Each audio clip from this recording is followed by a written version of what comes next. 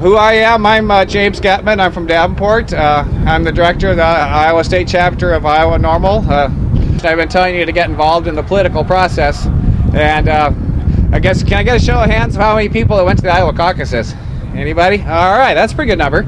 Okay, well, as you know, you go to the caucus and you can propose platform flags, and then you nominate people to move up the line to the conventions. Now, after the caucus, you go to your county convention and you become delegates to the district and state convention. So that's what I've been doing. I went to my caucus. I got elected as a delegate to the county convention. I served on the county convention credentials committee, and I also got elected at the county convention to move on to state and district convention. So we had a great convention up here in Dubuque a couple weeks ago. It caused a lot of stir, and I'm running for national delegate, and hopefully I'll get to go to the convention up in Minneapolis in September. I'm working with the Republicans. We're gonna try to get Ron Paul nominated up there in Minneapolis. A lot of you people familiar with Ron Paul.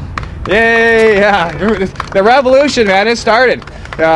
We got a lot of Ron Paul people in Scott County who are taking over the Republican Party, and we're going to need everybody's help throughout the all 5 districts to get Ron Paul in there. We got a number of Ron Paul people that did like what I'm talking about. You go through the caucus process onto your county convention, onto your district, and so we got several Ron Paul people now on state committees, and they got it into the rules. They had a meeting here about a week ago that Ron Paul will be allowed to speak at the state Republican convention if he comes, and/or his representative. So it's real exciting. The Ron Paul revolution is moving forward, and we want to thank everybody's help in that. So you know, that's why we're all here, to learn about the political process. You did the first step was the caucus. Get out and meet your candidates. You know, join campaigns. You better pay attention to what they call the liberty movement in this country, because if our government's not going to listen to us, the liberty movement is our last defense to convince the people that are in power that, you know, let's get on the ball here or we're going to vote you out. Okay, has anybody had the privilege to sit on a jury? Or have you been called for jury duty? Okay, we got a few. All right. Well, it's a citizen. That's an important duty to sit on a jury. I know it might seem like a waste of time, but if you have the opportunity to judge a marijuana-related case, you have a lot of power. There's this group called the Fully Informed Jury Association, and they teach you about when you sit on a jury, you have the right to vote your conscience, which is true. The judge will tell you that you have to convict if you find the guy guilty, but in common law, let's see, it goes back to the King of England, and I think it also occurred during the Civil War and during Prohibition, where the citizens, if they didn't like a law and they sat on a jury, even though the defendant is maybe guilty of breaking the law, if they think it's a bad law, they can vote not to convict. So if you have opportunity to be on a jury hearing a marijuana case, you can hang that jury and just say, I know the guy's guilty, but I'm not going to convict. It's my conscience and I feel that it's my conviction that it's a bad law, and yeah, okay, the guy broke the law, but I'm not going to convict. You can hang the jury and get him off the hook. Now, this is kind of what happened during Prohibition, near the ending days of alcohol prohibition. There a lot of people were getting arrested for bootlegging, and the juries, you know, it might be people that were buying the stuff from you, be on a jury, you know, in small towns and stuff, and they go, well, we're not going to convict the guy. And that happened so much that it helped snowball into the end of Prohibition. So we can probably do the same thing with drug cases. You know, there's so many drug cases. If you get a chance to get on a jury, you know, maybe I want to keep this secret that you know about this, because they'll probably kick you off. The First Amendment grants us certain rights. One of them is to peaceably assemble, which is what we're doing right here today. And another one is to freedom of religion, which Terry here wants to practice. And another one is your liberty and freedom. Your liberty is to think the way you want to think. And the fourth principle of the First Amendment is redress of grievances.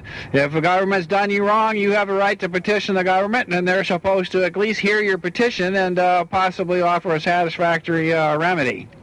But unfortunately, in today's day of age, it seems like the government is more and more ignoring petition of redress. There's a organization called We the People Foundation. They're holding a conference. It's called the Continental Congress 2009. They're going to have it in Philadelphia sometime later on in the summer. And what they're trying to do is get delegates to come from each of the 50 states to go to Philadelphia, and they're going to try to discuss how to get the government to accept petitions of redress of grievance. We want to teach people about the Fully Informed Jury Association that I already talked about, and of course I'm doing my part to teach everybody about the wrongful marijuana laws.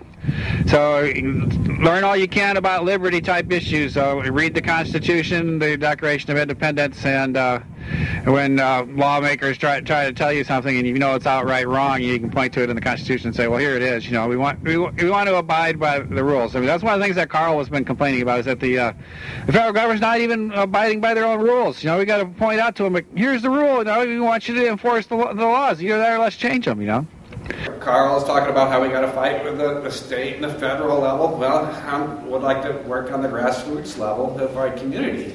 And these candidates, you know, the state legislators are going to come around, they're going to knock on your door, ask them about medical marijuana, and a lot of times they'll probably say they're, you know, in favor of it, but, you know, due to public opinion, they don't want to come out and say so because they're afraid of it. But we need to tell them that the survey says repeatedly that, you know, 3/4% say, you know, 3/4, you know, of those surveyed say they support medical marijuana, and close to half now say that you should be no jail for possession.